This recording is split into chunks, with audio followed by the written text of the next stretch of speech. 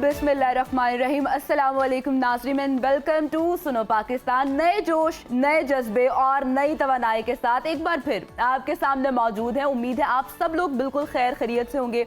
आपके दिन का आगाज़ खुशगवार अंदाज में हो रहा होगा और मैं हूँ जी आपके साथ फातिमा तज़ाहरा। प्रोग्राम में मेरा साथ देंगे उज़ैर मलिक। सुबह बखैर और उम्मीद है कि जनाब बिल्कुल ठीक ठाक होंगे आप जहाँ भी होंगे। और आज के दिन को मज़ीद भरपूर और बेहतर बनाने के लिए एक शो और नया लेकर हम आपकी खिदमत पे हाजिर हैं। और हमेशा की तरह आज का प्रोग्राम भी हमारा बहुत ही स्पेशल होने वाला है, क्योंकि आज के प्रोग्राम में बहुत कुछ है। ताज़ा तरीन खबरें होंगी, तज्ज़िये होंगे, तबसरे होंगे और साथ स्पेशल मेहमान हमें ज्वाइन करेंगे जिनसे मुख्तलिफ मौज़ूआत पर रहनुमाई भी लेंगे। उम्मीद है कि आज का प्रोग्राम भी आपको बेहद पसंद आएगा और आप इसे भरपूर एंजॉय भी करेंगे और अपना फीडबैक भी देंगे। ऐसा ही है। और सबसे पहले हम आज बात करने वाले हैं मौसम की। महकमा मौसमियात ने मॉनसून के 7वें स्पेल का अलर्ट जारी कर दिया है। ये स्पेल कब शुरू होगा, कहां कहां इसके बाद बारिशें बरसेंगी, इस पर डिटेल के साथ आपको बताएंगे और नजर डालेंगे आलमी मंजरनामे पर।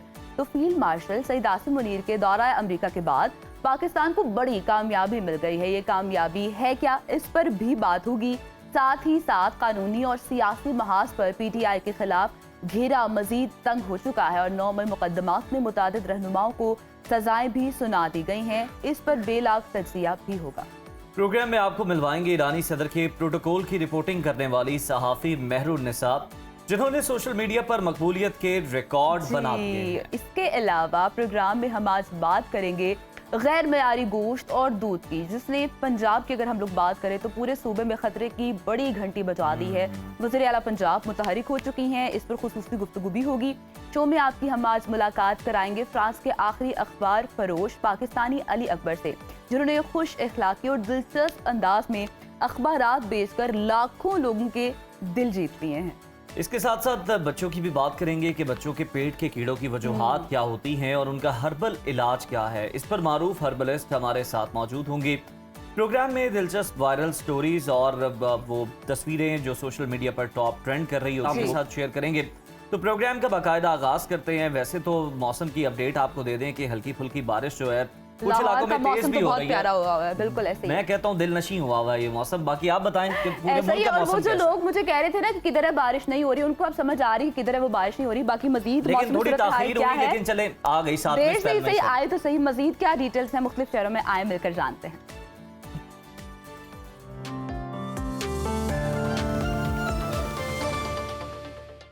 मुल्क की मौसमी सूरत हाल से आपको आगाह करेंगे। आपको बताते चलें कि मुल्क भर में गर्मी और हब्स का राज बरकरार है। ताहम महकमा मौसमियात ने मॉनसून के 7वें स्पेल का अलर्ट जारी कर दिया है और 14 अगस्त से 23 अगस्त तक मुल्क भर में मजीद बारिशों की पेशगोई भी कर दी गई है। इस दौरान कराची समेत सिंध में भी मूसलाधार बारिशें मुतवक्के हैं और शदीद बारिशों से दरियाओं में पानी की सतह में खतरनाक हद तक इजाफा भी हो सकता है। मुख्तलिफ शहरों में मौसम की सूरत हाल क्या है, आइए जानते हैं। सबसे पहले रुख करेंगे गिलगित बल्तिस्तान का। आपको बताते चलें कि यहाँ पर बेशतर इलाकों में मतला जुज़वी अबर आलूद रहेगा। अगर हम लोग गिलगित के हवाले से आपको अपडेट करें तो यहाँ पर पारा ज़्यादा से ज़्यादा 32 और कम से कम 20 डिग्री रहने का इम्कान जाहिर किया गया है। सकरदू का रुख करेंगे। यहाँ पर दर्जा हरारत ज़्यादा से ज़्यादा 24 और कम से कम 15 डिग्री रहने की तवक्को जाहिर की गई है। महकमा मौसमियात के मुताबिक आइंदा 24 घंटों के दौरान गिलगित बल्तिस्तान में मौसम गर्म रहेगा। जन्नत नज़ीर वादी आज़ाद कश्मीर का रुख कर लेते हैं। यहाँ पर आपको बताते चले कि वादी के मुख्तलिफ इलाकों में मतला अबर आलूद रहेगा और दारुल हुकूमत मुजफ्फराबाद के हवाले से आपको बताएं, यहाँ पर ज़्यादा से ज़्यादा दर्जा हरारत 32 और कम से कम 23 डिग्री रहने का इम्कान जाहिर किया गया है।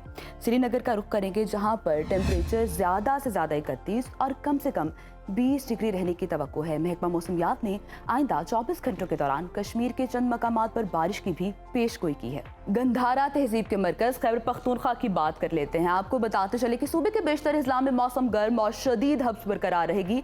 अगर हम लोग पेशावर के हवाले से आपको अपडेट करें तो यहाँ पर ज़्यादा से ज़्यादा दर्जा हरारत 38 और कम से कम 29 डिग्री रहने का इम्कान है। सवात की अगर हम लोग बात करें तो यहाँ पर ज़्यादा से ज़्यादा 12 30 और कम से कम 18 डिग्री रहने की तवक्को जाहिर की गई है। महकमा मौसमियात के मुताबिक आइंदा 24 घंटों के दौरान सवात, दीर, कोहिस्तान, बिटग्राम, हरीपुर, मानसहरा, एबटाबाद और गिरदू नवाह में बारिश का इम्कान भी जाहिर किया गया है। और अब नजर डाल लेते हैं पंजाब के मौसम पे। आपको बताते चलें कि सूबे के बेशतर अजला में मौसम गर्म और हब्स का राज बरकरार रहेगा। अगर हम लाहौर के हवाले से आपको आगाह करें तो यहाँ पर ज़्यादा से ज़्यादा दर्जा हरारत 34 और कम से कम 27 डिग्री रहने का इम्कान जाहिर किया गया है। शहर बेमिसाल इस्लामाबाद के हवाले से ये खबरें आ रही हैं कि ज़्यादा से ज़्यादा यहाँ पर टेम्परेचर 33 और कम से कम 26 डिग्री रहने की तवक्को है। मुल्तान में ज़्यादा से ज़्यादा पारा बताया जा रहा है कि 39 और कम से कम 30 डिग्री रहने का इम्कान है। महकमा मौसमियात ने आइंदा 24 घंटों के दौरान खित्ता पोठोहार और शुमाल मशरकी पंजाब में बारिश की पेशगोई की है। और रकबे के लिहाज से सबसे बड़े सूबे बलूचिस्तान का रुख कर लेते हैं, जहां पर अक्सर इलाकों में मौसम गर्म और मरतूब रहेगा। दारुल हुकूमत कोयटा का दर्जा हरारत ज़्यादा से ज़्यादा 37 और कम से कम 20 डिग्री रहने का इम्कान जाहिर किया गया है। महकमा मौसमियात के मुताबिक आइंदा 24 घंटों के दौरान खुस्तार, शोब, मुसाखेल और गिरदोनवाह में गरज चमक के साथ बारिश भी हो सकती है। और आखिर में आपके साथ शेयर करते हैं सिंध का मौसम। आपको बताएं कि सूबे के बेशतर अजला में शदीद हब्स की लपेट में रहने की तवक्को जाहिर की गई है। कराची की अगर हम लोग बात करें तो यहाँ पर ज़्यादा से ज़्यादा पारा 32 और कम से कम 27 डिग्री रहने का इम्कान जाहिर किया गया है। हैदराबाद का रुख कर लेंगे, जहाँ पर दर्जा हरारत ज़्यादा से ज़्यादा 37 और कम से कम 27 डिग्री रहने की तवक्को जाहिर की गई है। महकमा मौसमियात ने आइंदा 24 घंटों के दौरान कराची समेत साहिली इलाकों में मतला जज़वी अबर आलूद रहने के अलावा हल्की बारिश और बूंदाबांदी की पेशगोई भी की है।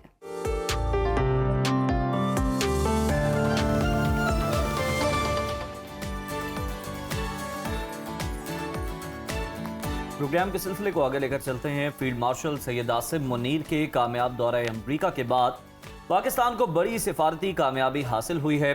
अमरीका ने कलअदम BLA और कलअदम मजीद ब्रिगेड को दहशतगर्द ग्रुप करार दे दिया है।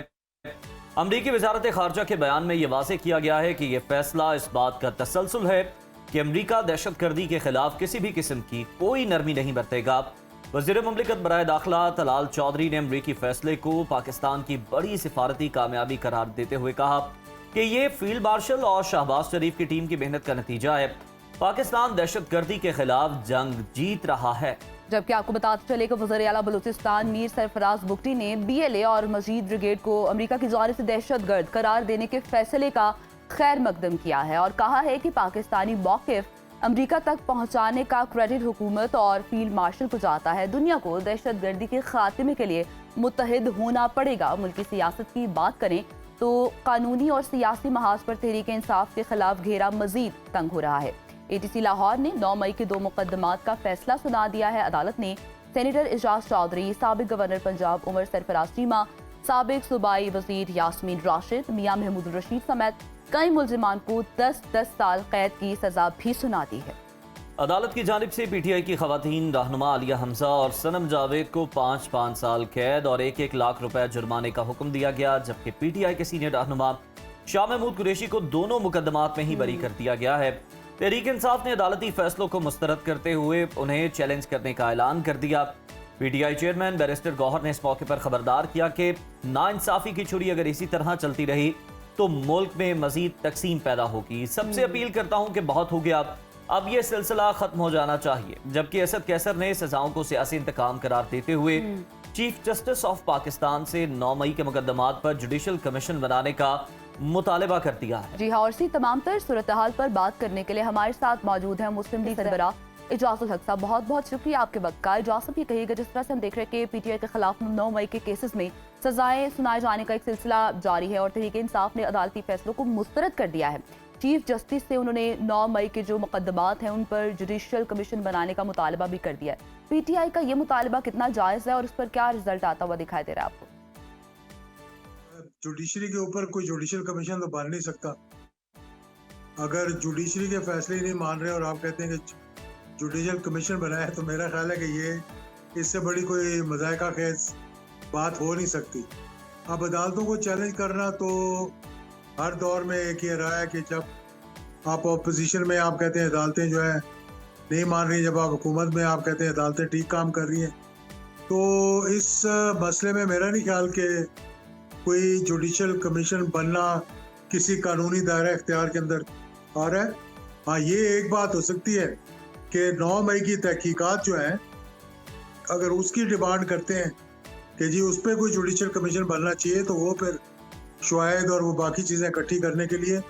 ये डिमांड तो बहुत पहले से आ रही है पीटीआई की तरफ। बिल्कुल, ये डिमांड से मौजूद थी। जा साहब ये भी कहिएगा कि हर गुजरते दिन के साथ कानूनी और सियासी महाज पर तहरीक इंसाफ के गिर्द जो घेरा है वो तंग होता दिखाई दे रहा है। तहरीक इंसाफ के पास इस सियासी बहरान से निकलने का आखिर रास्ता क्या है? कौन सा वो तरीका है कि वो इस बहरान से निजात पा सकती है, निकल सकती है? पीटीआई एक पॉजिटिव किरदार अदा करे पार्लियामेंट के अंदर अपना किरदार अदा करें, तनकीद बराए तनकीद और मतलब महाजराई के बजाय अगर मुज़ाकरात का रास्ता अपनाएं, जिस तरह के उनके अभी जो असीर रहनुमा है उन्होंने एक पहले ख़त लिखा, उसके बाद अब एक उन्होंने दूसरा ख़त भी लिखा है। पर इस दूसरे ख़त में और पहले में फ़र्क ये है कि इसमें उन्होंने कहा है कि मुक़्तदर अदारे और हुकूमत बैठ कर हमारे साथ बात करें। पहले में उन्होंने कहा था कि मुज़ाकरात होने चाहिए और बातचीत आगे चलनी चाहिए।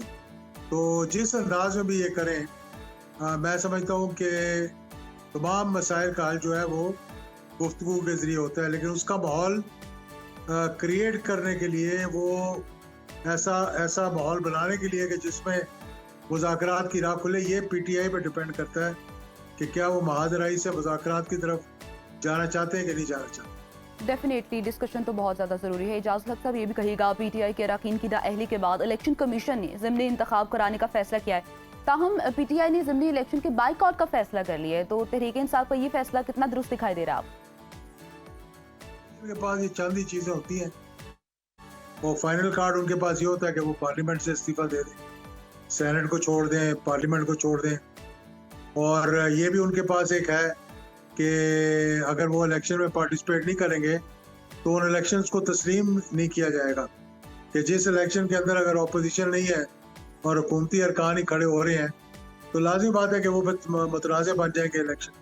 तो ये भी एक पॉलिटिकल कार्ड है अपोजिशन के पास जिसे वो इस्तेमाल कर सकते हैं और वो कर रहे हैं, और ये कर नहीं रहे तो कह रहे हैं कम से कम। बिल्कुल, एजाज साहब यही सियासी किरदार हुआ करता है। जरा इस पर भी कमेंट कीजिएगा कि पाकिस्तान तहरीक इंसाफ के सीनियर रहनुमा असद कैसर साहब ने जनरल बाजवा की तौसीह को पीटीआई की तारीखी गलती करार दिया है और उन्होंने इस पर कौम से माफी भी मांगी है। इस एतराफ से क्या ये समझा जाए कि पीटीआई को अब अपनी गलतियों का एहसास होना शुरू हो गया है?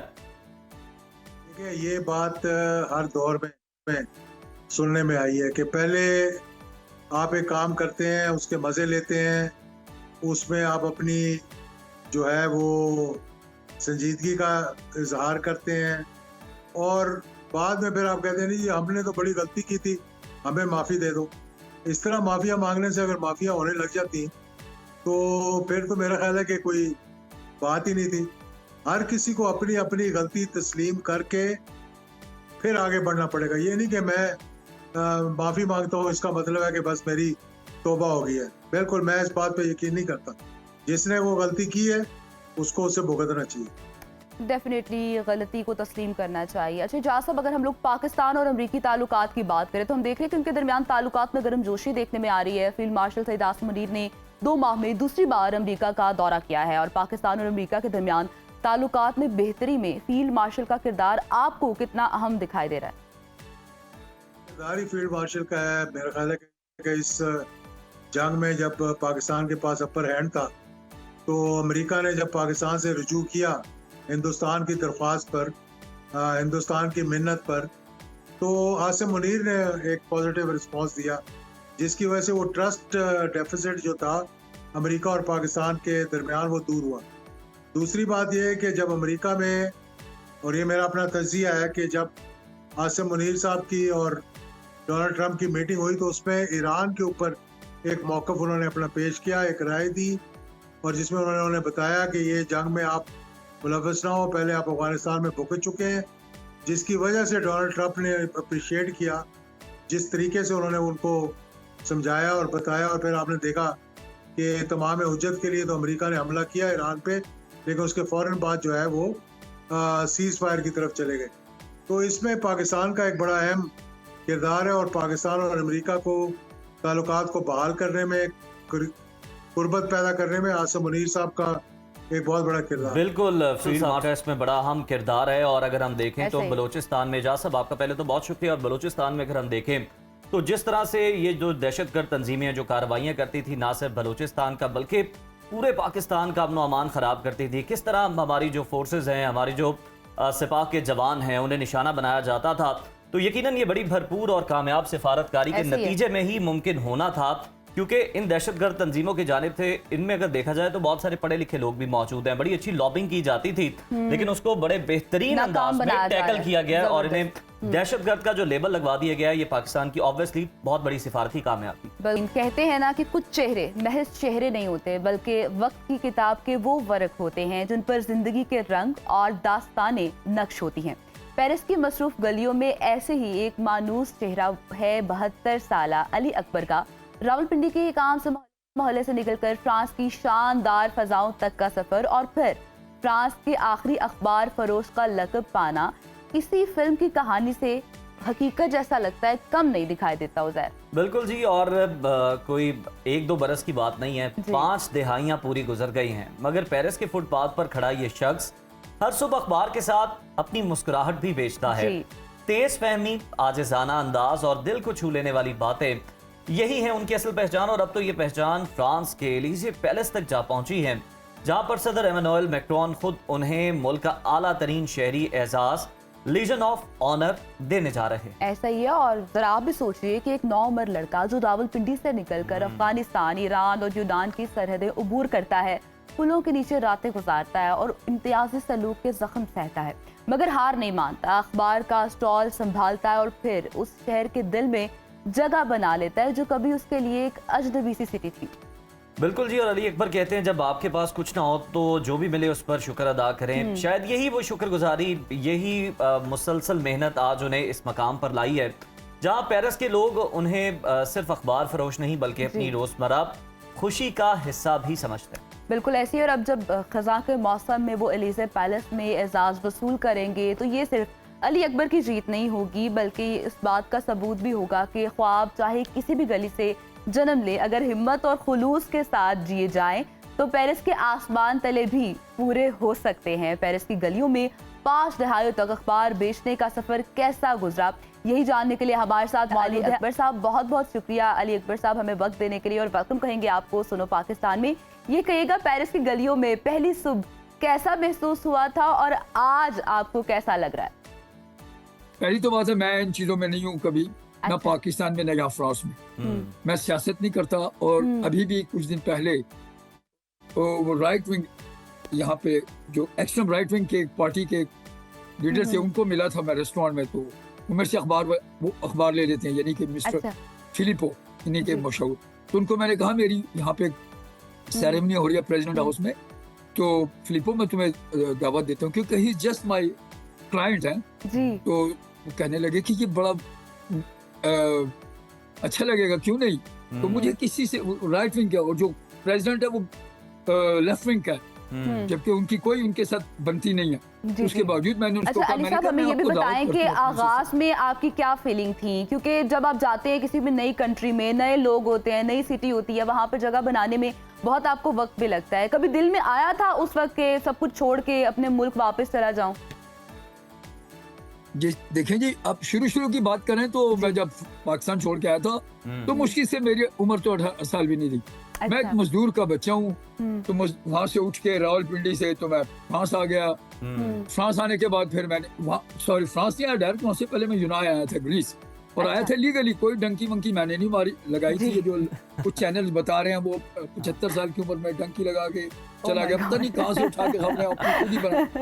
तो ये मुझे नहीं समझ आ रही, क्या बहुत सारे चैनल चलो उनकी करेक्शन हो गई है जी, वो तरदीद हो गई मैं लीगली आया था। तो और जबकि मुझे इतना भी, इसको मैं आपको क्लियर कर दूं कि लंदन में जब मेरा एक शिप लंगर अंदाज हुआ था तो उस वक्त 2 पाकिस्तानी जंप कर गए थे वहां से। अच्छा है जी। तो इमिग्रेशन आई वहां पे शिप के ऊपर, तो उन्होंने मेरे कुछ सवालों जवाब किए, तो मैंने उनको एग्जैक्टली बिल्कुल सही मैंने, क्योंकि अपने अल्लाह को खुश करना था, क्योंकि ऊपर तो अल्लाह तो देख रहा है ना। बिल्कुल अली साहब, आपने अल्लाह की रज़ा के लिए और आपने ये काम किया और सच बोला, इसलिए आपको ये समर भी मिला और इतना बड़ा आपको एजाज भी मिलने जा रहा है। अली साहब, हम आपकी फुटेज भी साथ साथ चला रहे हैं, आप नहीं गालिबन देख पा रहे होंगे, लेकिन हम उसे देख रहे हैं, ऑडियंस देखती बड़ा एंजॉय कर रहे हैं आपके अखबार बेचने का स्टाइल। सर जरा अगर आप वो दोहरा दें वो स्टाइल की, किस तरह से आप जो है लोगों को अपना गर्विदा बनाते हैं, आज जाना अंदाज में अखबार बेचते हैं, तो बड़ा जबरदस्त हो जाएगा हमारे लिए भी, ऑडियंस के लिए भी, क्योंकि फ्रांस तो वाकिफ है, हम वाकिफ नहीं है। ओ बिल्कुल, अच्छा वो जी वो ऐसे है कि वो जो होती है ना हेडिंग्स, जी जी मैं उनकी उसका वो बना देता हूँ, यानी कि फनी न्यूज बना देता हूँ, अच्छा, अच्छा। वो फेक कैसे? न्यूज जैसे जैसे कहते हैं आप इंग्लिश में। ठीक हम है। सॉरी, मैं पढ़ा लिखा नहीं हूँ आपकी तरह, आपने तो तालीम हासिल की होगी, मैंने तो तालीम भी प्रॉपरली नहीं ली। नहीं, लेकिन हाँ आपका जी। एक्सपीरियंस तो माशाल्लाह मुझे तो बहुत है। उर्दू भी ऐसी टूटी फूटी आती, जैसे फ्रेंच बोल लेता हूँ तो ऐसे उर्दू भी ऐसे ही बोलता हूँ। अच्छा जी। एनीवे, तो वो ऐसे है कि वो जो होते हैं हेडिंग्स, जी। उनके मैं कोई मतलब है कि फनी न्यूज बना दो, जोक, जैसे कहते हैं वो एक लफ्ज है वो ह्यूमर्स, समझते ना आप? जी जी जी ह्यूमर्स, जी मैं तो वो करता हूँ, तो वो लोग हंसते हैं, खुश होते हैं। मिसाल के तौर पे जैसे कि वो जब हुआ था स्कैंडल उसका, मोनिका लेविंस का, वहाँ पे अमेरिका में, इसका एक मैं आपको मिसाल दे देता हूँ। जरूर। फॉर एग्जांपल, वो कहते हैं, मैंने वो यहाँ पे शुरू कर दिया कि वो Monica Lewinsky is pregnant by Trump, और मिसाल के तौर पे bin Laden is has a mistress in Paris किसी जमाने में। जी जी तो इस किस्म की वो कुछ मैं कहानियां मतलब निकाल के ना वो टाइटल बना ठीक रहा है। इसलिए जबरदस्त, मैं काफी यूनिक अंदाज है अखबार अली में अकबर बहुत साहब, और मैं आपसे देखता हूँ। बातें करके हमें बहुत मजा आया। आप कह रहे हैं कि उर्दू आपकी इतनी अच्छी नहीं, हमें तो बड़ी मजेदार लगी है और समझ भी अच्छे तरीके से आई है, और मजीद आपको देंगे कि इतने जबरदस्त अंदाज से 53 साल के अरसे से आप ये काम कर रहे हैं, और मजीद अल्लाह ताला आपको सेहत दें और आप जबरदस्त अंदाज से ये साबित ही काम होता है करते कि रहें। आप कोई भी काम कर रहे हैं, हाँ। काम छोटा बड़ा नहीं है, आप बिल्कुल खुलूस ऐसे ही नीयत है। के साथ कर रहे हैं, आप पूरे जी। दिल के साथ कर रहे हैं, आप अपनी पूरी एनर्जी उसमें हाँ जी। डाल रहे हैं, अपना इनपुट दे रहे हैं, 100% दे रहे हैं, तो आपको कभी ना कभी, चाहे 53 साल ही लग जाए, आपको उसका नतीजा जरूर Reward मिलता है, जरूर मिलता उसका है। समर जरूर मिलता है।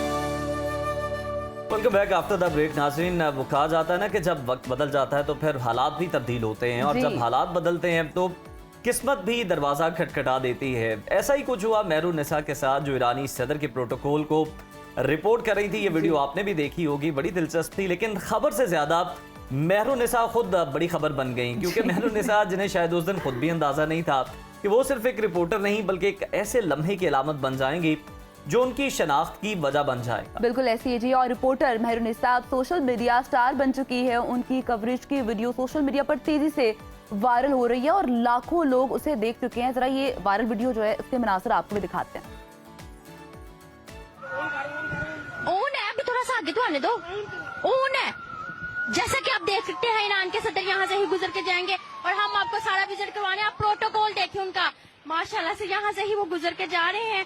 जैसा कि कैमरामैन आप भी तो आपको सारा विजिट करवा रहा है, यहाँ से ही उन्होंने गुजर के जाना है, और रोड्स जो हैं वो भी बहुत क्लियर हैं।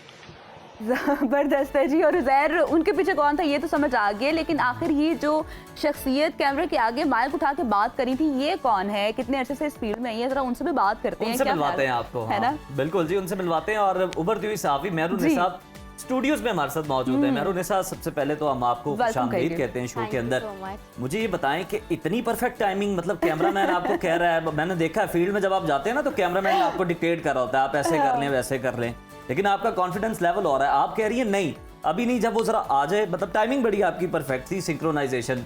ये बताएं, जब आप वायरल हुई, आपका पहला रद्द अमल क्या था? मतलब लोग तो कोई शुरू में कुछ और बातें कर रहे थे, लेकिन आप क्या सोच रही थी उस पर?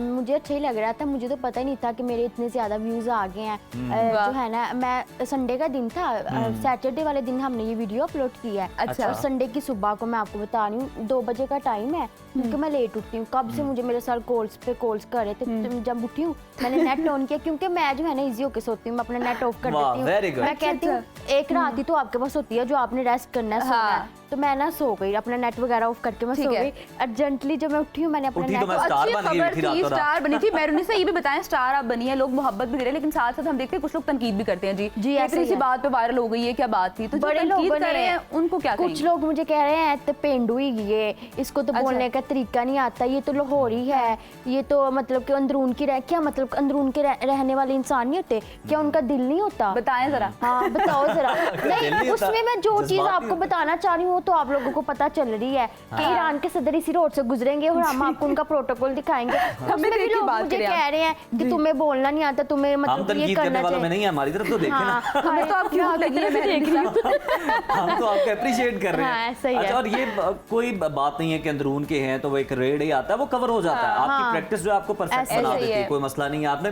तो ये बताएं, आप जब रातों रात फिर आप सुबह उठी, आप स्टार बन गई हुई थी, तो कुछ लोग तनकीद पहले कर रहे थे, लेकिन ये बड़ी जबरदस्त मिसाल है ना कि जिसको अल्लाह इज्जत देना चाहे। हाँ, फिर उसके बिल्कुल। बाद आपने किस तरह इस कामयाबी को, अपना ये जो लाइमलाइट है इसको अपने अंदर एब्जॉर्ब किया और फिर कॉन्फिडेंस आपका जो है मजीद बूस्ट मैं हुआ? आपको बताती हूँ ना, संडे वाले दिन मुझे जब कॉल आई है ना सर की, तो उन्होंने कहा मैडम आपने वीडियो देखी। मैंने कहा सर कौन सी वीडियो, मुझे पता ही नहीं, उन्होंने अपलोड किया है। और उसके उन्होंने खुशी से तब- की या उन्होंने नहीं परेशान नहीं होके की? वैसे ही कर दी। मैं आपको अच्छा। बताती हूँ उसका भी सारा रीजन। अच्छा, जब मैंने देखे 2 लाख व्यूज थे, वाह। 2 लाख व्यूज मैं देख के ना राया निकल गई। मैं क्या, मैं जरा सेलिब्रेट करके हूँ, मेरा माइंड थोड़ा सा अपसेट था, तो मैं अपनी वीडियो देख के मैं खुशी मिल गई, मैं राया चली गई। जब वहाँ पे कितना टाइम लगता है, जाते जाते में जब मैं खाना वगैरह खाया, उसके बाद मुझे फिर कॉल आती है कि मैडम आप क्या करें। मैंने कहा सर मैं तो 2 लाख अपने व्यूज जो है ना सेलिब्रेट कर रही हूँ। सर कहते दोबारा वीडियो, जब मैंने 1 मिलियन, मैं क्या हो गाइस ये क्या हो गया। फिर मैंने वहाँ पे ही केक कट किया 1 मिलियन का, वहाँ से ही तो ये केक तो नहीं लिया हुआ कि मैंने। केक आने तक 1.5 मिलियन हो गए हो। हाँ नहीं ये भी नहीं हो तब नहीं सकता हुआ, उससे अगले दिन जो है ना मैं देख रही हूँ 2 मिलियन से ऊपर चली गई तो है। सबसे और मजे का अब तक कहाँ इंसिडेंट तक क्या पहुंची हुआ है? है?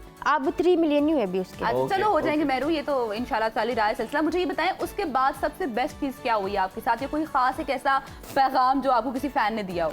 मैं जो है ना उससे अगले दिन मंडे वाले दिन ऑफिस गई हूँ, तो इतना रश लग गया ना मेरे ऑफिस में। मैं अच्छा। खुद लोगों के पास जाती थी इंटरव्यूज करने। हाँ। आज मेरे पे ऐसा वक्त है कि मेरे पास लोग लोग आ रहे हैं इंटरव्यू इंटरव्यू कर रहे हैं, सब करने, check और कर मेरे रहे लिए सबसे बड़ी बात यही है, हालात इसलिए मुझे बदल लोग जाते जैसा मर्जी कहे, मुझे फर्क नहीं पड़ता। मुझे पता ना मैं क्या हूँ, या मेरे अल्लाह को पता है क्या हूँ। तो लोग मेरे पास आ रहे, मेरे लिए यही इतनी बड़ी बात है। मैंने कभी सोचा नहीं था कि आप मुझे इनवाइट और करेंगी यारुनिसा, ये और बड़ा मैं अच्छा इस है शो पे आपका जो आऊंगी। अपना एक खालिस अंदाज होता है ना, एक तो जी। आप अपने ऊपर हाँ, खौल चढ़ा लेते हैं, जी। वो नहीं, जो आपका अपना अंदाज है वो बड़ा अच्छा मुझे जो है बड़े लोग पसंद करते जी हैं। मुझे बड़े लोगों ने बोला कि तुम ना अपना जरा लहजा ठीक करो, तुम्हें बोलने के क्यों करूं, तुम लोग क्या मुझे खाने को देते हो जो मैं तुम लोगों की बात मानूं? नहीं, जो मेरा लहजा है मैं उसको आपने ऐसे कहना ही था कि बस दिल से जो बात निकलती है वो असर हाँ। रखती है, मैंने पर कहा- नहीं मगर ताकतें परवाज रखती हाँ हैं। ऐसा ही है बिल्कुल। तो अच्छा मेहरुनिसा, अब आप समझें एक सिचुएशन है, आप समझें कि ईरानी सदर का प्रोटोकॉल आ रहा है। हालांकि बड़े बड़े लोग घबरा जाते हैं जब प्रोटोकॉल होता है ना, तो वो हटो बच्चों वाली बात होती है। ऐसे। ऑब्वियसली जरूरी भी होता है, हेड ऑफ स्टेट कोई आया हो तो सिक्योरिटी यकीनी बनानी होती है,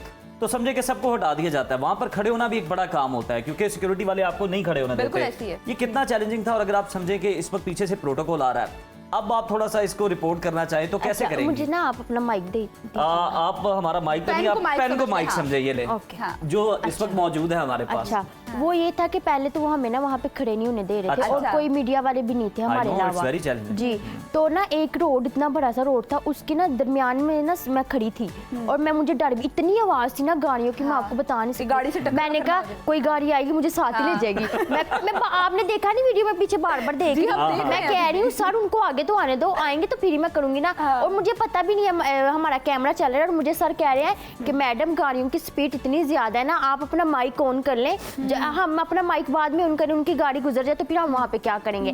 तो मैं सर को कह रही सर मेरा माइक ऑन है, आप कैमरा ऑन करें, और कैमरा ऑन है, रिकॉर्डिंग चल रही है हमारा मेरी। ये जो माइक है 24 घंटे ऑन रहता है। हाँ अच्छा, अब मैं आपको बता रही हूँ, सारा एक्टिंग करके बताती हूँ। हाँ हाँ, ये ले जी, ऐसा वाह, माइक भी देखो, जो है मेरा माइक आ गया, चलें, पेन ये पकड़ मेरा लिया। वाला माइक मुझे ना वापस ले फीलिंग्स लें। नहीं आ रही थी वैसी।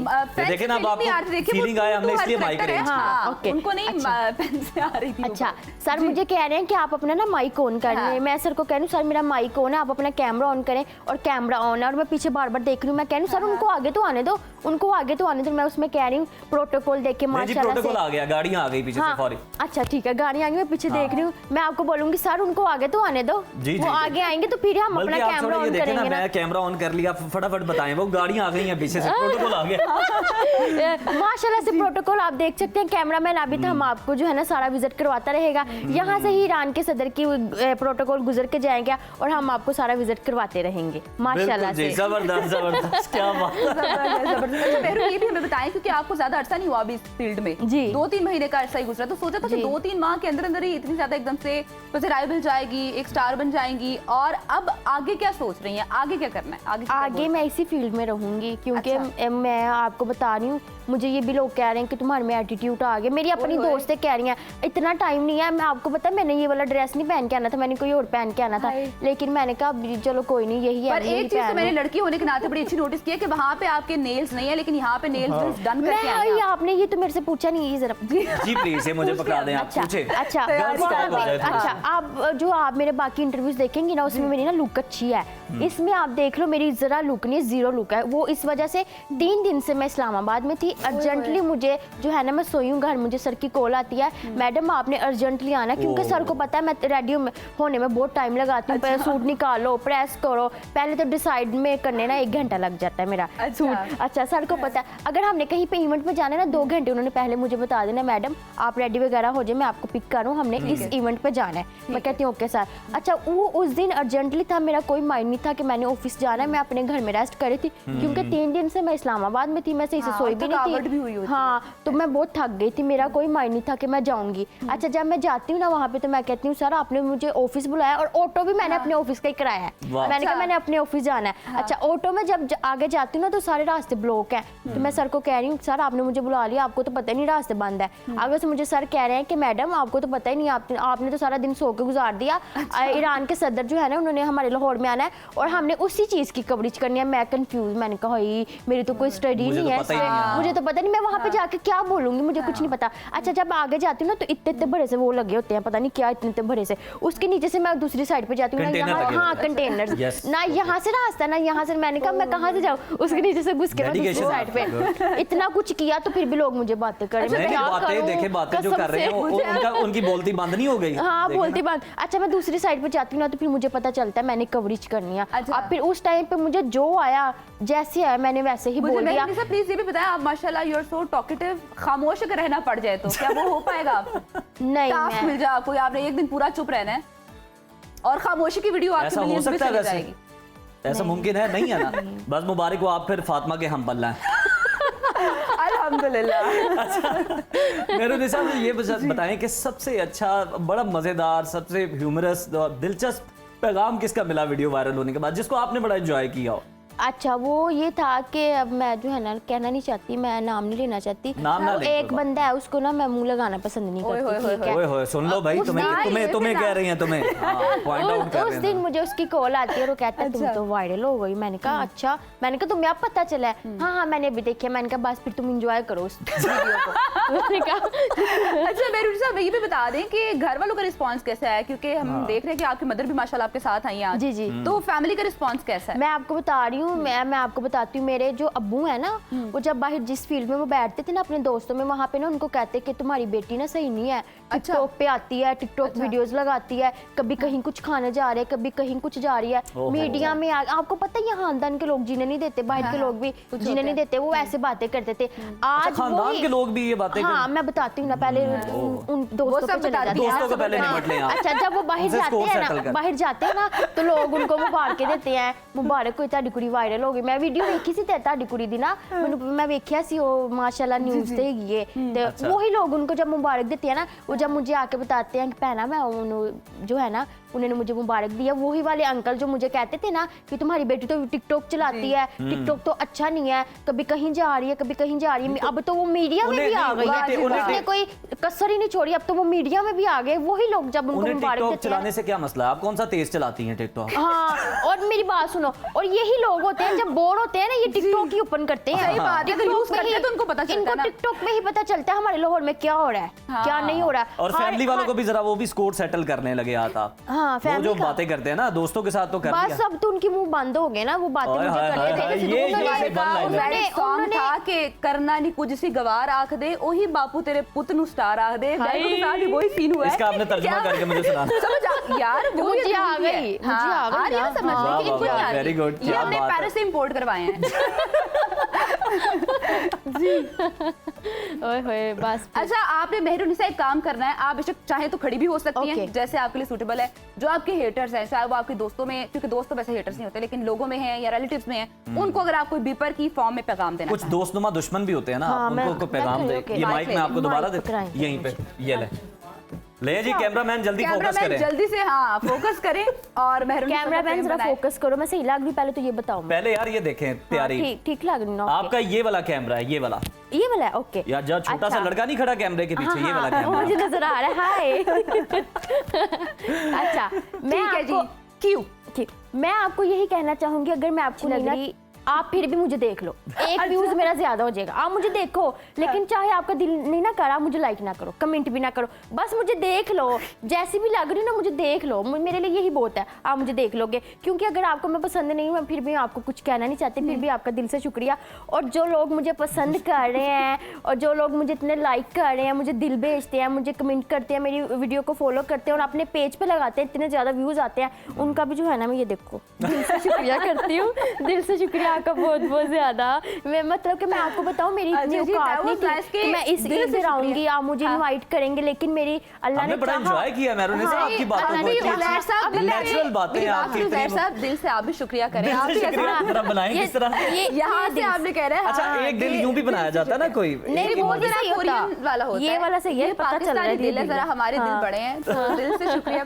वंस अगेन जी हम दिल से शुक्रिया करते हैं मेरी तरफ से ये वाला दिल जो इमोजी में आता है। नहीं, आप भी ट्राई करें ना, ये वाला दिल अच्छा लगे। अच्छा चले मैं अभी ये मुझे बताएं, ये थोड़ा सा नीचे करो। ये अब ठीक है, ये चीज फिंगर्स को थोड़ा नीचे करें। मेरा ख्याल है मैं ये थोड़ा टाइम टेकिंग है, मैं जरा स्लो लर्नर हूं तो ब्रेक में मैं सीख लेता हूं। बस मेरे ख्याल में इसी नोट पर उजैर ब्रेक लेते हैं। और मेहरून साहब का बहुत बहुत शुक्रिया, आप आए Thank you so much. Cute cute से आपने बातें की हैं और माहौल आपने बदल दिया पूरा हमारा जबरदस्त। स्टूडियो का सेट का। Thank you. क्या हम संजीदा तबसरे तज्जिए कर रहे थे? हम ब्रेक पे कभी कभी बंदे को ना थोड़ा सा हंसना भी होना चाहिए, हाँ। मतलब आपके अंदर और का बच्चा जो है ना मुझे मरना नहीं एक चाहिए। वो एंकर आई मेरे पास, वो कहती हैं अगर आप- छोड़े यार आप ब्रेक लें, हमने नहीं Okay. ब्रेक लेनी, हाँ, आप ले लें हाँ। कैमरे में देख के कहें दिल कि से ब्रेक लें। बस मेरी बातें सुन ली, अब ब्रेक ओके लें बस अपने अंदाज में। अब आपने हमें फॉलो करना, हमें लाइक करना, हमें कमेंट करना है, कोई गलत कमेंट नहीं करना, अच्छे अच्छे कमेंट करने हैं और सबसे ज्यादा हमें दिल भेजने हैं। और अब हम आपसे इजाजत चाहेंगे, फिर मिलेंगे आपके साथ। वाह वाह वाह वाह वाह, बहुत जबरदस्त, बहुत। नाजरीन, गोश्त मशकूक और दूध पानी में मिला हुआ, हम देख रहे हैं कि खुली हकीकत है जो हमारे दस्तरखान से लेकर हमारे बच्चों के गिलास तक का सफ़र तय करती है। एक तरफ तो कसाई की दुकान पर लटकते हुए वो टुकड़े जिनके बारे में यकीन नहीं कि ये गाय के हैं या गधे के हैं, और दूसरी जानिब हम देख रहे हैं कि दूध के सफ़ेद झाग के पीछे छुपी वो कहानी जिसमें खालिस्तान पानी, पाउडर और केमिकल मिले हैं। ये है हमारा रोज़ का नाश्ता और हमारा रोज़ का खाना, और शायद अब हमारा रोज का जहर भी बन चुका है उज़ैर। बिल्कुल, और पंजाब की वज़ीर आला ने तो हुक्म दिया है कि ये मिलावट, ये दो नंबरी बस अब और नहीं चलेगी। मरीम नवाज ने चीफ सेक्रेटरी पंजाब को साफ साफ ये हिदायत दी है कि सूबे भर में खालिस गोश्त और दूध की फराहमी हर कीमत पर यकीनी बनाई जाए। ऐसा ही है, और अब यहाँ पर अहम सवाल ये भी है कि जो मयारे खेले जा रहे हैं और जो कानून के शिकंजे में आए जा रहे हैं, जो लोग इतना ख़राब दूध दे रहे हैं, गोश्त बेच रहे हैं, जबकि खालिस गोश्त और दूध की अगर हम लोग बात करें तो उसकी फराहमी मुमकिन भी उस तरह से नहीं हो पा रही है। तो अवाम आखिर कब तक इस चीज़ को सफ़र करेगी, इससे महरूम रखा जाएगा। वो गिलास जो हमारे बच्चों के हाथ में आता है, वो प्लेट जो हमारे घर के दस्तरखान पर है, क्या वो हमारी सेहत को बेहतर कर रही है या आहिस्ता आहिस्ता हमें कमज़ोर बनाती जा रही है? ये एक अहम सवाल बन चुका है हमारे। बिल्कुल, एक ये वॉर है क्वालिटी की, और ये तभी जीती जा सकती है जब चेकिंग सिर्फ एक खबर ना हो बल्कि एक मुस्तकिल अमल बन जाए, क्योंकि गोश्त खालिस और दूध शफाफ होगा तभी सेहतमंद पंजाब का ख्वाब हकीकत बन पाएगा। और अब खालिस गोश्त की फराहमी और पाउडर मिले दूध की रोकथाम के लिए हम देख रहे हैं कि फूड अथॉरिटी बहुत सारे इकदाम कर रही है। क्या इनिशिएटिव लिए जा रहे हैं, इसी पर डिस्कशन कर लेते हैं। स्टूडियोज में हमें ज्वाइन किया DG food authority Punjab Mohammad Asim Javed sahab ने। सर बहुत शुक्रिया आपका। वालेकुम अस्सलाम। सबसे पहले हमें ये बताइएगा, पंजाब में गधे के स्लॉटर हाउस क्या मौजूद हैं? कानूनी हैसियत हासिल है? बताया जाता है कि चाइना और दीगर ममालिक में वो एक्सपोर्ट किया जाता है। देखिए, पंजाब भर में गधे के स्लॉटर हाउस मौजूद नहीं है। ये जो वाक़या रिपोर्ट हुआ ये इस्लामाबाद का वाक़या था, जिसको इस्लामाबाद फूड अथॉरिटी ने चेक किया और फिर हमने उसकी बाद पूरी उसकी इन्वेस्टिगेशन की।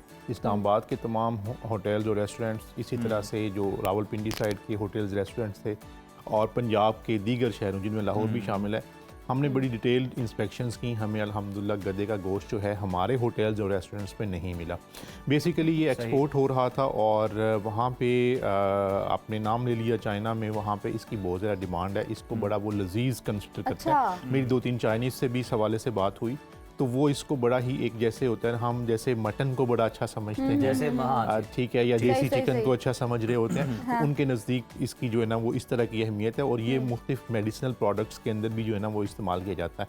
तो जहाँ तक इस चीज़ का ताल्लुक है कि सीएम साहबा की बड़ी वाज़ेह हदायत हैं, चीफ सेक्रेटरी साहब पंजाब जो हैं उन्होंने वाज़े तौर पर मुझे भी और सेक्रेटरी लाइफ स्टॉक को डायरेक्शंस दी कि आप अपने जॉइंट इंस्पेक्शन टीम्स बनाएं और मिल के जो है स्पेशली गोश्त के हवाले से जो है वो आप चेकिंग करें, दूध के हवाले से चेकिंग करें। मैं ये बताना ज़रूरी समझता हूँ कि हमारी सीएम साहबा के विजन के मुताबिक ज़ीरो टॉलरेंस की पॉलिसी है। जहाँ पे भी मिलावट वाला कोई भी चीज़ होगी तो वहाँ पे हम जो है वो कोई टॉलरेंस नहीं करेंगे, FIR देंगे। पिछले तकरीबन 7 माह और 10 दिन जो इस साल के गुजरे हैं उसमें पंजाब फूड अथॉरिटी ने तकरीबन 13 मिलियन किलोग्राम से ज़्यादा गोश्त चेक किया। 13 मिलियन किलोग्राम से ज़्यादा गोश्त हमने चेक किया और हमने तकरीबन 158 FIRs जो कि मुजरे सेहत गोश्त जो है बेचने वाले थे उनके खिलाफ की। उनमें मुख्तलिफ स्लॉटर हाउसेज भी शामिल थे और उसके अलावा हमने तकरीबन 6,50,000 किलोग्राम से ज़्यादा जो मुजरे सेहत गोश्त है उसको तलब किया। अगर हम दूध की बात करते हैं तो दूध में भी हमारी इंस्पेक्शंस पिछले सालों की निस्बत तकरीबन 3 टाइम्स जो है वो ज़्यादा हैं। हमने तकरीबन पिछले 7 माह और 10 दिन के अरसे में दूध के हवाले से 330 से ज़्यादा FIRs दी। अब सिंथेटिक दूध एक बहुत बड़ा इशू है। और आसिम साहब ये भी ज़रा बताइएगा कि कुछ लोग ऑफ द रिकॉर्ड जो इस बिज़नेस के अंदर हैं वो कहते हैं कि जितनी आबादी है जितनी ज़्यादा लाहौर की खालिस दूध जो है वो पूरा ही नहीं आ सकता इस आबादी को। ये बात दुरुस्त है जो उनकी जानिब से की जाती है? देखें ये एक ना हमारी लाइफ स्टॉक डिपार्टमेंट के साथ काफ़ी डिटेल इसके ऊपर डिस्कशंस हुई हैं और हमने एक जो है ना मिल्क सेक्टर में 3 कमेटियां जो है वो बनाई हैं। एक तो फार्म लेवल मैनेजमेंट कमेटी, उसके अलावा डेयरी डेवलपमेंट कमेटी और एक एक्सटर्नल कम्युनिकेशन कमेटी। बेसिकली ये बात सही है कि हमें आज तक मिल्क की प्रोडक्शन का नहीं पता। जितने भी तखमीना जात हैं वो एक तरफ से तखमीना जात हैं। एग्जैक्टली आप नहीं कह सकते कि इतना मिल्क जो है वो प्रोड्यूस हो रहा है पंजाब में या पाकिस्तान के अंदर। अब उसके बाद जो है वो एक रीज़न तो डिमांड और सप्लाई के दरमियान में जो गैप आता है उसकी वजह से भी ये लोग मुतहरिक हो जाते हैं जाली दूध बनाने वाले। दूसरा जो सबसे बड़ा इशू है वो ये है कि हम बड़ी मुश्किल से 320 FIRs हैं हमारी 7 माह और 10 दिन के अरसे में ये सिंथेटिक और जाली दूध बनाने वालों के खिलाफ। अगले दिन उनकी बेल हो जाती है। ये सबसे बड़ा अलमिया है और मैं ये बताना ज़रूरी समझता हूँ आपके तवज्जुह से तमाम नाजरीन को कि दूध और गोश्त की इंस्पेक्शंस बड़ी जो है वो मुश्किल होती हैं। हम रातों को रेड करते हैं, हम जो है अर्ली मॉर्निंग रेड कर रहे होते हैं। समटाइम्स हमारी वहाँ पे मौके के ऊपर लड़ाई हो जाती है। की तरफ से रेजिस्टेंस भी बहुत ज़्यादा रेजिस्टेंस होती है। ये बुचर्स जो हैं एक हमारे फूड सेफ्टी ऑफिसर को उन्होंने इस जगह पे उसके जो है वो ज़ख्मी कर दिया। अभी भी वो बिल्कुल जो है वो ठीक नहीं हो सका। 2-3 साल का अरसा गुजर चुका है। तो कहने का मतलब ये कि उसके बावजूद मुअज़्ज़ज़ अदालतें जो हैं उनको बेल दे देती हैं, जिसकी वजह से हमारी तमाम एफर्ट्स जो हैं वो उनका जो गवर्नमेंट ऑफिशियल से भी बात की कि बड़ा संगीन मसला है, मतलब इसमें जो है आप सिर्फ नज़र नहीं कर सकते इससे वो इस तरह की कानून साजी की जाए ताकि इनका जो ऑफेंस है ये बेलेबल ना हो, ये इस तरह से छूट ना जाए, अगले दिन बेल ले लें, हम रात को FIR दें और सुबह ये आज़ाद हो।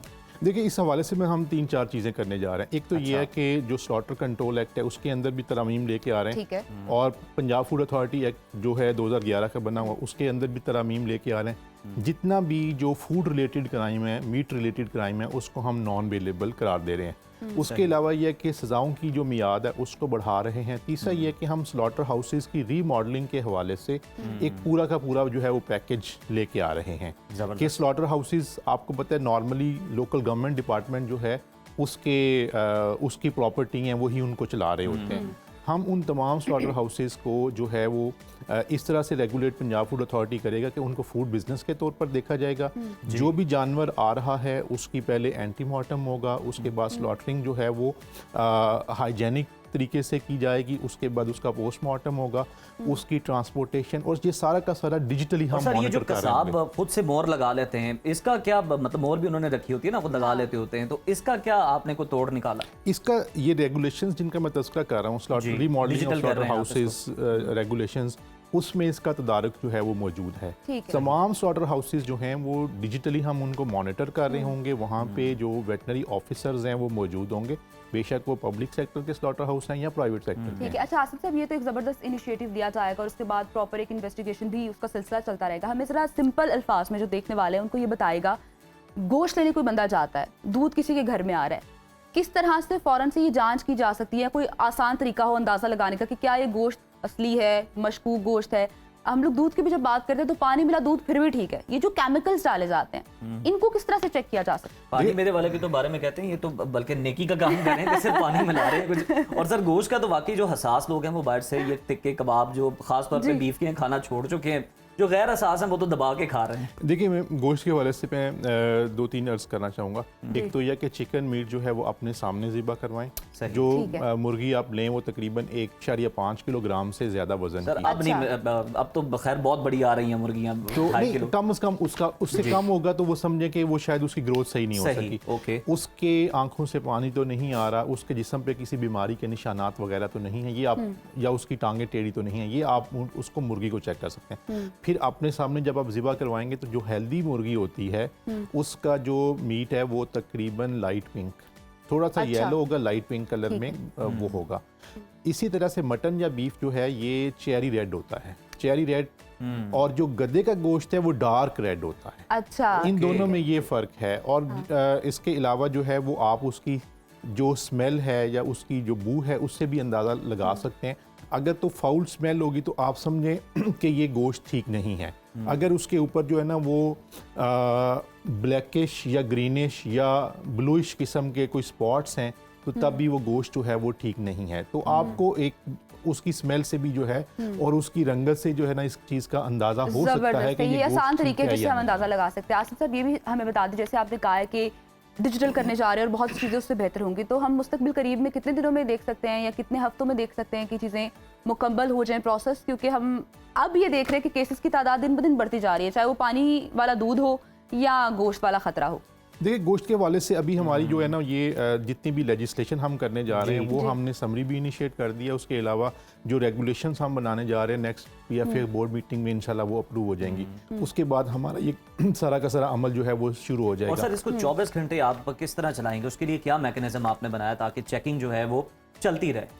देखिए उसमें ये है कि हम डिस्ट्रिक्ट लेवल पे मीट सेफ्टी टीम्स बना रहे हैं, ठीक है, जिसमें ज़बरदस्त। लोकल गवर्नमेंट जिसमें लाइफ स्टॉक डिपार्टमेंट और पंजाब फूड अथॉरिटी की जॉइंट टीम्स होंगी जी। उसके अलावा जो है प्रोविंशियल लेवल पे मीट सेफ्टी टास्क फोर्स जो है वो सीनियर ऑफिसर्स के ऊपर मुश्तमिल होगी। उसके अलावा ये कि हम तकरीबन 100 के करीब पोस्टें जो हैं वो हमने सब्सटीट्यूट कर ली हैं दूसरी पोस्टों से, जिनमें हम वेटनरी स्पेशलिस्ट और वेटनरी ऑफिसर्स जो है उनको हायर करेंगे। तो ये हमारे पास, और इसी तरह से हम अपनी जो है वो रिसोर्सेज को, यानी कि उन मीट सेफ्टी टीम्स के लिए जो गाड़ियों की रिक्वायरमेंट है ऑपरेशनल व्हीकल्स की, वो लेके अपनी जो इस्तेदाद है मीट चेकिंग के हवाले से उसको बढ़ाएंगे। और इंशाल्लाह हम इसको सारे सेक्टर को जो है वो अच्छे तरीके से कवर करेंगे जबरदस्त। और इंश्योर करेंगे कि हेल्दी मीट अवेलेबल हो, हेल्दी जो बिल्कुल सही दूध है वो अवेलेबल हो, ताकि बच्चों की, ख़वातीन की, बुजुर्गों की सेहत जो है वो अच्छी हो। अच्छा सर, अगर एक भी लोगों का सवाल भी ये होता है कि अगर दूध को चेक करवाने के लिए कुछ लोग सर्वे करवाना चाह रहे हो, मतलब आपके या चेक करवाना चाह रहे हो मुख्तलिफ दुकानों से या एरिया के अंदर स्पेसिफिकली, तो किस तरह आपसे रब्ता कर सकते हैं आपके इदारे से? देखिए Punjab food authority head office में भी हमने जो है ना मीट के हवाले से दूध को चेक करने के हवाले से एक फ्रंट डेस्क बनाया हुआ है। वहाँ पे किसी भी टाइम जाके आप अपना जो दूध है उसको चेक करवा सकते हैं। एक चीज़। दूसरा ये है कि 1223 हमारा टोल फ्री नंबर है। अगर कहीं पे भी आपको दूध के हवाले से, गोश्त के हवाले से, किसी भी फूड आइटम के हवाले से कोई शिकायत होती है तो आप 1223 पर कॉल कर सकते हैं। हमारी जो मतलूबा टीम्स होंगी, जो उस इलाके की टीम होगी, जाके उसको विजिट मेरा इत्तेफाक हुआ है यूज़ करने का। मैं यहाँ पे अप्रिशिएट करना चाहूँगा कि वाकई ये आपका जो टोल फ्री नंबर है और इस पे जो कंप्लेन की जाती है इस पर बर वक्त एक्शन होता है। बहुत शुक्रिया डॉक्टर साहब, और बहुत ज़बरदस्त इनिशिएटिव है जी ऑब्वियसली फूड अथॉरिटी का भी और ख़ास तौर पर वज़ीर आला पंजाब का भी, कि पंजाब के जो बासी हैं ख़ास तौर पर इन्हें खालिस दूध जो है, खालिस गोश्त जो है वो मुहैया किया जाए। उसके लिए ये आने वाले दिनों में हम देख रहे हैं कि हम खालिस दूध तो एटलीस्ट हमें मिल सकेगा, क्योंकि ये अलार्मिंग सिचुएशन होती जा रही है। बाहर से आप खाना मंगवाते हैं, आप थोड़ा ना टेंशन में होते हैं कि ये जो खाना आया है ये लजीज किसी और वजह से तो नहीं है। तो होपफुली मुस्तकबिल करीब में हम इंशाल्लाह अच्छा फूड खा सकेंगे, अच्छा दूध अपने बच्चों को दे सकेंगे, ताकि एक हेल्दी जिंदगी की तरफ जा सकें। व्यूअर्स, नौजवान यूथ ये वो धड़कन है जो कौम के दिल को जिंदा रखती है, वो रोशनी है जो अंधेरों में भी समत दिखाती है। ये वो मौसम बहार हैं जो सूखी शाखों को फिर से हरा कर देता है, वो समुंदर की लहरें हैं जो साहिल बदल देती हैं, और वो हवाएं हैं जो उम्मीद की खुशबू चार सू बिखेर देती हैं। आज नौजवानों का आलमी दिन है और ये दिन हमें याद दिलाता है कि कौम का सबसे कीमती सरमाया सोने के सिक्के या चांदी के जेवरात नहीं है, बल्कि वो ख्वाब हैं जो नौजवान आंखों में सजाए फिरते हैं। ये ख्वाब सिर्फ देखे नहीं जाते, ये पसीने, मेहनत, लगन और कुर्बानी के रंगों से हकीकत के कैनवस पर उतारे जाते हैं। और मुझे ये कहते हुए बड़ा मजा भी आ रहा है क्योंकि हम भी जरा ना नौजवानों में ही आते हैं उजैर साहब। बिल्कुल जी, उसी कैटेगरी में, इसमें कोई शक है। उन नौजवानों में कोई इंजीनियर बनने का ख्वाब बुन रहा है, कोई उस्ताद बनकर इल्म की शमा जलाना चाहता है, और कोई अपने गांव की मिट्टी को शहरों की तरक्की से जोड़ने का अज़्म रखता है। तो जनाब, कोई दुनिया को अपनी इजाद से हैरान कर देना चाहता है। कुछ नौजवान हैं जो अपनी महफिलों में गिटार की धुन से खुशियां बांटते हैं, और कुछ हैं जो लेबॉर्ट्री में रातों को जाकर मुस्तकबिल के दरवाजे खोलने वाले फॉर्मूले तलाश कर रहे हो। बिल्कुल ऐसे ही, और ये दिन उनके हौसले को सलाम करने का दिन है, उनकी कामयाबियों को जश्न के तौर पर बदलने का दिन है, और उन्हें ये यकीन दिलाने का दिन है कि वो चाहें तो दुनिया की समत बदल सकते हैं। नौजवान सिर्फ कल का मुस्तकबिल नहीं, वो आज का हाल भी हैं। अगर उन्हें एतमाद, मौके और रहनुमाई मिले तो ये वो नस्ल है जो ख्वाबों को हकीकत और हकीकत को फख्र में बदल देती है। आज के नौजवानों को क्या मसाइल हैं, कौन से चैलेंजेस उन्हें दरपेश हैं, इसी पर डिस्कशन कर लेते हैं। हमारे साथ मौजूद हैं IT एक्सपर्ट कंवल चीमा साहिबा। बहुत शुक्रिया कंवल साहिबा, welcome Pakistan, good morning. Kanwal, आपसे ये जानना चाहेंगे कि आजकल के अगर हम नौजवानों को देखें तो एक तो उनके चैलेंजेस के हवाले से ज़रा बात कर लेते हैं, और साथ ही साथ कामयाबी का असल पैमाना क्या होना चाहिए आपके नज़दीक नौजवानों के लिए आज के इस अहम दिन के मौके पर। आपने बहुत अच्छा टॉपिक उठाया है, क्योंकि पाकिस्तान जो है वो 6th यंगेस्ट पॉपुलेशन है इस वक्त दुनिया में, और ये पाकिस्तान का बहुत बड़ा एडवांटेज है। आपने देखा होगा बहुत सारे मुल्क में एजिंग पॉपुलेशन है, जैसे जापान में, चाइना में, यूरोप में, बहुत सारे मुल्कों में जो कि इमिग्रेशंस खोल रहे हैं और बहुत सारे ऐसे इकदाम कर रहे हैं कि उनकी जो यंग पॉपुलेशन है वो बढ़ाई जाए किसी तरह, क्योंकि यंग पॉपुलेशन जो है वो दुनिया उस मुल्क को सपोर्ट करती है, इकोनॉमी को सपोर्ट करती है। यंग पॉपुलेशन एक मुल्क को आगे लेके चलती है, तो इसलिए यंग पॉपुलेशन जो है वो सबसे बड़ा असासा होता है किसी भी मुल्क का। मगर अगर उनको सही तरह की अपॉर्चुनिटीज फराहम ना की जाएं, अगर उनको सही तरह के स्किल्स ना दिए जाएं, तो फिर वही यंग पॉपुलेशन जो है वो इंतशार भी मुल्क में फैला सकती है। वही यंग पॉपुलेशन दिल बर्दाश्ता होकर बहुत सारे ऐसे काम कर सकती है जो कि मुल्क के लिए बहुत नुकसानदेह हो सकते हैं। तो इस वजह से बहुत ज़रूरी है कि पाकिस्तान जो है वो इस पॉपुलेशन पे, यंग पॉपुलेशंस जो हमारी है, एक तो एजुकेशन का बजट बहुत ज़्यादा बढ़ाया जाए ताकि उनको प्रॉपर एजुकेशन। देखिए, पाकिस्तान की जो टॉप 350 यूनिवर्सिटीज़ हैं, जो पूरी दुनिया की टॉप की 350 यूनिवर्सिटीज़ हैं, उनमें एक भी पाकिस्तानी यूनिवर्सिटी फीचर नहीं है। ऐसा क्यों है? हालांकि जैसे कि मैंने कहा, हम 5th या 6th यंगेस्ट पॉपुलेशन है दुनिया में, सबसे बड़ी जो हमारी पॉपुलेशन है यंगेस्ट, तो क्यों हमारे पास कोई भी एक ऐसी यूनिवर्सिटी नहीं है जो 350 टॉप यूनिवर्सिटीज़ में फीचर हो?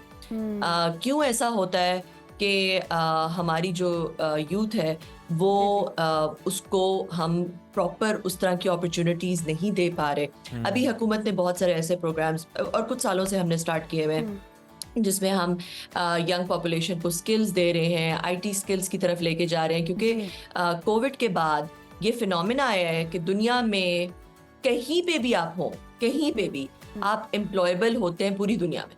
जी। तो अगर हम अपने यंग पॉपुलेशन प्रॉपर एजुकेशन दें और प्रॉपर स्किल्स दें तो पूरी दुनिया में बिल्कुल ऐसे अपनी वो सलाहियत का लोहा मनवा सकते हैं। कंवल साहब, आपकी बात को लेकर ही आगे जाना चाहूँगी। जैसे आपने कहा है कि जाहिर सी बात है मईशत में बहुत बड़ा किरदार अदा कर सकती है हमारी जो यूथ है, हमारी जनरेशन है यंगेस्ट। ये भी बताएं हमें, जैसे हम IT की बात करते हैं तो IT के शोबे में काफ़ी हद तक लोगों को अवेयरनेस आ गई है, लेकिन अनफॉर्चुनेटली बहुत से लोग हैं जो ताहाल इस शोबे में इतनी ज़्यादा अवेयरनेस नहीं रखते हैं। तो उनको क्या मैसेज देना चाहेंगे, किस हद तक ज़रूरी है इसमें स्किल्ड होना?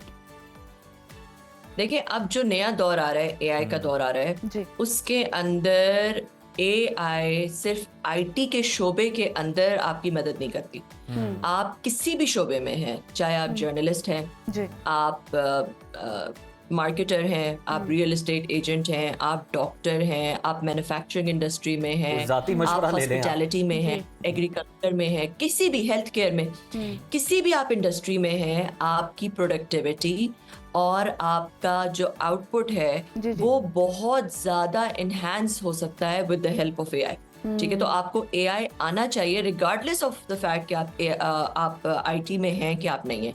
जो काम आप 10 दिनों में कर सकते थे वो काम आप कुछ घंटों में हो सकता है। विद आपकी प्रेजेंटेशंस 5 मिनट में बन जाती हैं, प्रपोजल्स पूरे के पूरे 5 मिनट में बन ऐसा ही जाते हैं, पूरे के पूरे कैंपेन्स बन जाते हैं, पूरे के पूरे आर्टिकल्स लिखे जाते हैं इन अ फ्यू मिनट्स। अगर आपको प्रॉपर कम्युनिकेट बिल्कुल, करना आपको आता है प्रॉपर कि जो है ना आप किस उसे तरह इस्तेमाल करना आना चाहिए। कंवल साहिबा, नौजवानों को टेक्नोलॉजी के मैदान में दाखिल होते वक्त, एंटर होते वक्त क्या चीज़ें हैं जो आप कहती हैं कि उन्हें ये लाजमी करना चाहिए? आपका मशवरा क्या होता है और किन चीज़ों से उन्हें बचना चाहिए? जी।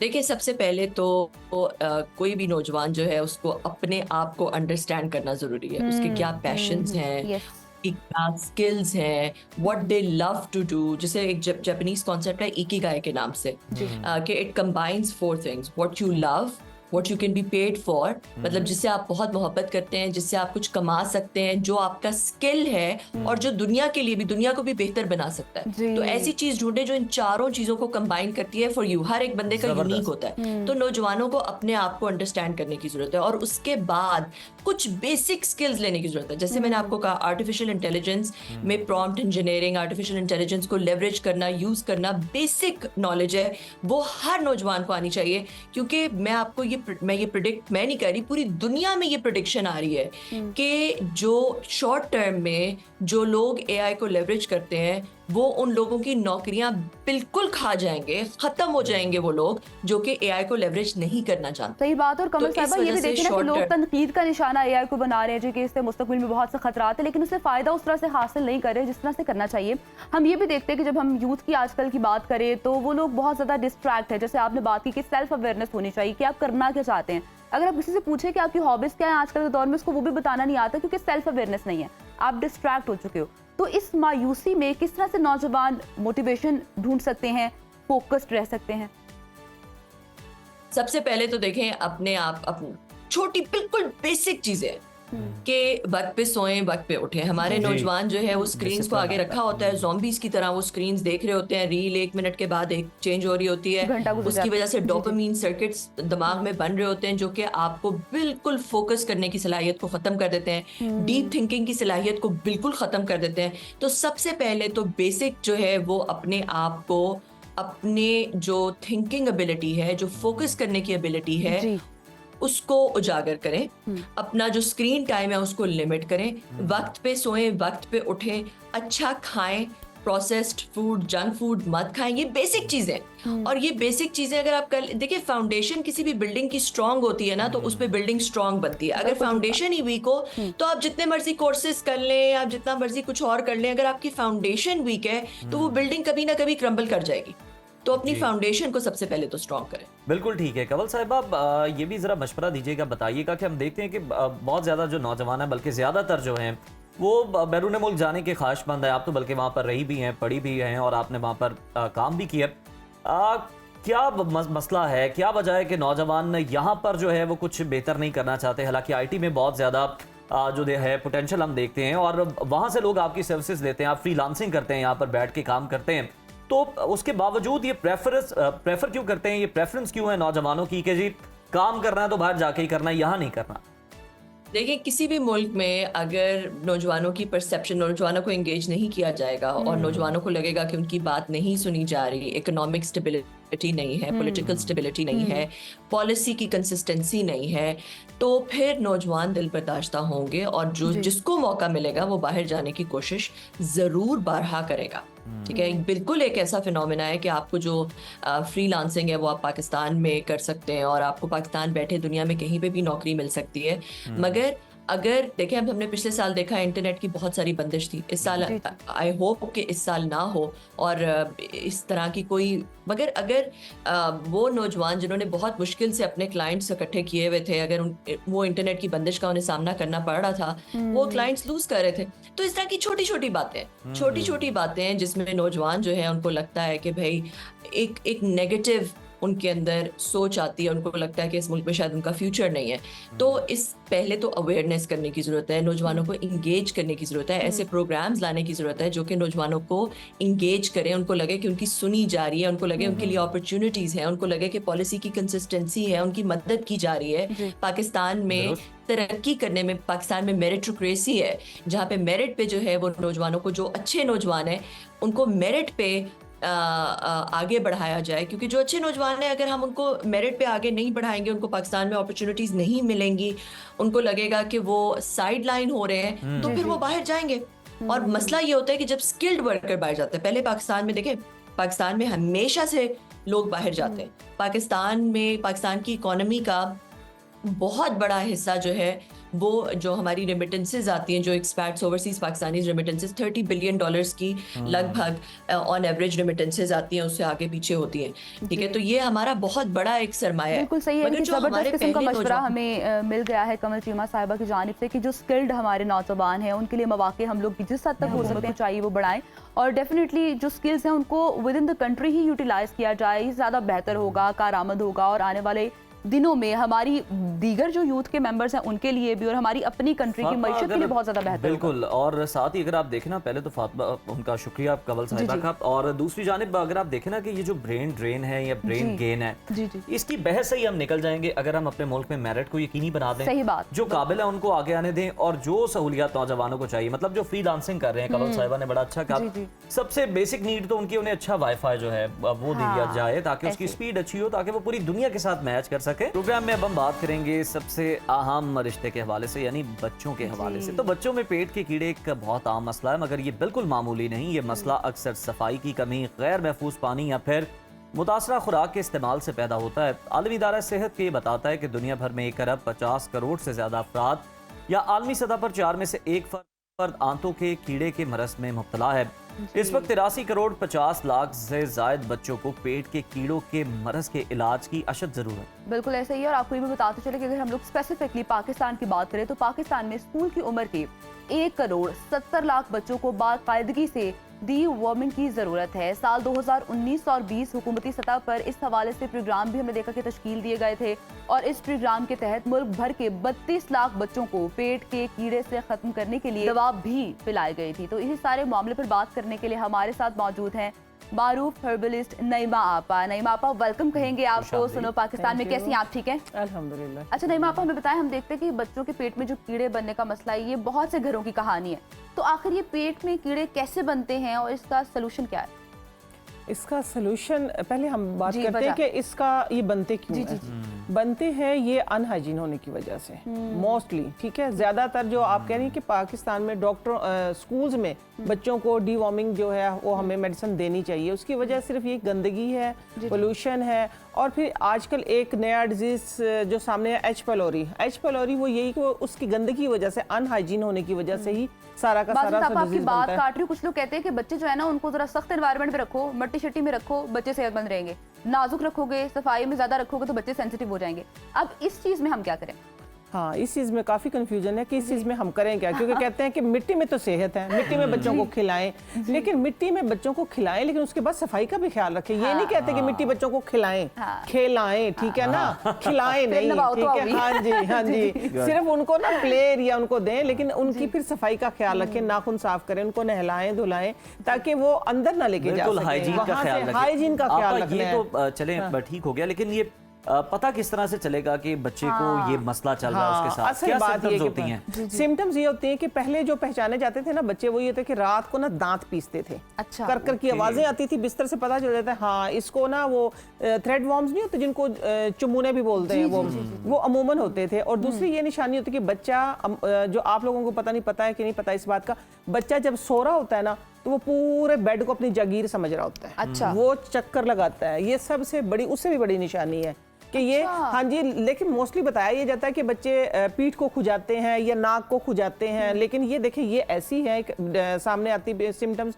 जो अमूमन लोगों को पता है। लेकिन ये दो सीक्रेट, जो एक तो दांतों को पीसना और बिस्तर को अपनी जागीर समझना। तो इसका लिंक नहीं कि भूख ज्यादा लगती है या बंद हो जाती है? कुछ लोगों को भूख बहुत ज्यादा लगती है और कुछ को नहीं लगती, ये इसको जज नहीं कर सकते। लेकिन अब मैं आती हूँ इलाज की तरफ। देखिए सिम्टम्स बहुत हैं, लेट से हो गया है, ठीक है, अगर हो गए तो मैं आप लोगों को वो इलाज आज बताने जा रही हूँ कि जिस तरह हम तो कर रहे थे ना अपने घर में बैठे हुए बातें, लेकिन साथ में मेरे एक ऐसी खातून बैठी हुई थी, अब की नहीं पुरानी बात है ये, ऐसी खातून बैठी तो उसने कहा बाजी तुसी ते महंगे महंगे इलाज कर लेते अस्सी की करिए। हाँ, तो मैंने कहा आप लोग क्या करते हो? वो पता है कौन थी? वो जो ईंटें बनाती भट्टे वाली। अच्छा, अच्छा, हाँ, अच्छा, उसने बताया कि हमारे बच्चे अक्सर खेलते नहीं, हमारे बच्चे खा भी लेते, जिसकी वजह से उनको कीड़े बहुत ज्यादा, कीड़े भी वो वाले कि जो बड़े वाले कीड़े होते हैं, अक्सर बच्चों को वो निकलते। उन्होंने इतना सस्ता आसान इलाज बताया कि जो मैं आज आप लोगों के लेके आई हूँ, चाहे है नहीं है, ठीक है, आप लोगों ने करना जरूर, अगर है तब भी निकल जाएंगे, इसका साइड इफेक्ट कोई है ही हाँ, कोई ये बड़ी अच्छी बात है। वो देख ये है।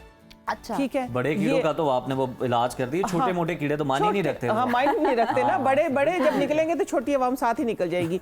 ये देखें उनके घरों में अमूमन होता है, कहती हम घर में ये बना के रखते हैं। आप लोगों के सामने अब ये ऐसी चीज आप लोग कहेंगे आप काले चने, ये तो काले चने ले आई हैं आप, ठीक है, चने काले हों चिट्टे हों, इससे कोई फर्क नहीं पड़ता।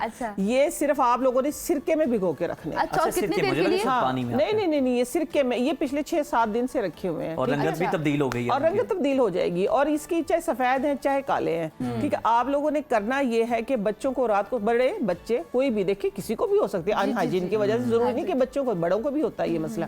आप लोगों ने 3 चने ये सिरके में भीगे हुए, आपा ये रखने कितनी देर के लिए? जैसे आपने 6-7 दिन का बताया। 6 महीने रखो, कौन सा खराब होने हैं? सिरके के अचार नहीं होते, पिकल्स होते हैं, जो आप समझे वही है ये। ठीक है। आपने 3 चने रात को, 2 चने बच्चों को दे दें, बड़े जो है वो 3-5 ले लें, कुछ भी ले लें, ठीक है। इससे थोड़ा सा एक हमें जो इरिटेशन हुई थी, क्योंकि देखिए ना मैं आती हूँ सोल्यूशंस के लिए, ठीक है, ये है बहुत बड़ा सोल्यूशन आपकी कीड़ों का, ठीक है। अगर आप लोगों के गले में, जिस तरह मिसाल के तौर पे मेरे बच्चों के गले थोड़े नाजुक हैं, तो उनको मैंने गरारा करवा दिया था साथ में गर्म पानी का, और मैं कहती इतना कामयाब इलाज, इतना अच्छा। फिर तो वो एक कहते हैं ना कि सस्ता मुफ्त घर में, सिरका भी घर में, इलाज आपा, दिमाग के कीड़े भी खत्म हो जाते हैं इससे। हाँ, इससे दिमाग के कीड़े भी खत्म हो जाएंगे आप लोगों के, आप सोचे। और जो बाहर निकल के बैठे वो भी वो भी सारे खत्म हो जाएंगे। ये देखिए बड़ा सस्ता, सिर्फ 3 चने और आपके पेट की कीड़ों की सफाई हो जाएगी। अच्छा, जैसे ही आपके पेट के कीड़े निकलेंगे, आप लोगों को फौरन से एक रिलैक्स होंगे आपके पट्टे, आपकी आंखें, क्योंकि वो जो अंदर जाता है कीड़े खा रहे होते हैं, सारा सब कुछ। और ये हमारा देखिए, मेरा एक स्लोगन है, बैक टू नेचर, आप नेचर की तरफ आए, ठीक है। दूसरी बात है कि हेल्दी खाएं, हेल्दी पिएं, हेल्दी जिए, नेचुरल खाएं, नेचुरल पियो, नेचुरल जियो, ठीक है। सारी नेचुरल चीजें, नेचर के करीब जब आप रहोगे तो इंशाल्लाह आप हेल्दी रहोगे। उससे अलावा मैं एक और बता देती हूँ, देखें इलाज मुझे सबसे मुजर्रब ये लगा है, ठीक है, सबसे मुजर्रब आसान इलाज है। इसको आप लोग बना के बेफिक्र हो सकते हैं 6 महीने के लिए। फिर है ये, आप लोगों को पता है कि मैं ज़ुबैदा आपा की बहुत बड़ी फ़ैन हूँ, बहुत बड़ी फॉलोअर, उनके टोटके मैं अक्सर फॉलो करती हूँ। उनका ये एक टोटका है कि 2 चम्मच कलवंजी, ठीक है, रात भर पानी में भिगो दे, 8 पैरी भिगो दें इसको। 8 पैरी मीन्स कि आज भिगोई रात को, इसको आपने बॉयल कर लेना। बॉयल इस तरह करना है कि जब इसका पानी आधा कप, 1 कप में भिगो दे, आधा कप रह जाए, उसको 4 दिन चलाना है। 4 दिन किस तरह चलाना है कि 1 चम्मच कलवंजी का पानी, साथ में उसका आधा चम्मच आपने अदरक का जूस, ये एक पूरी डोज बन रही है कीड़ों के लिए, ठीक है। आप लोगों ने मिक्स करके रात को लास्ट डोज, पहले बच्चों को मीठा खिलाएं, गुड़ शक्कर कोई भी चीज खिला दें, 20 मिनट के बाद आप ये दे दें। और चने के साथ भी सेम यही करना है, पहले मीठा खिलाना है, बाद में कीड़े आ जाए, फिर उन पे हमला किया जाए, ठीक है। पूरी जंगी हिकमत अमली मेरी जंगी हिकमत अमली है, ताकि दुश्मन को जो है वो अच्छे तरीके से मिटाओ, नाबूद करो उसको, ताकि आप लोगों के बच्चे, आप भी हेल्दी हो, बच्चे भी हेल्दी। देखिए कीड़े जिनके पेट में हो जाते हैं ना,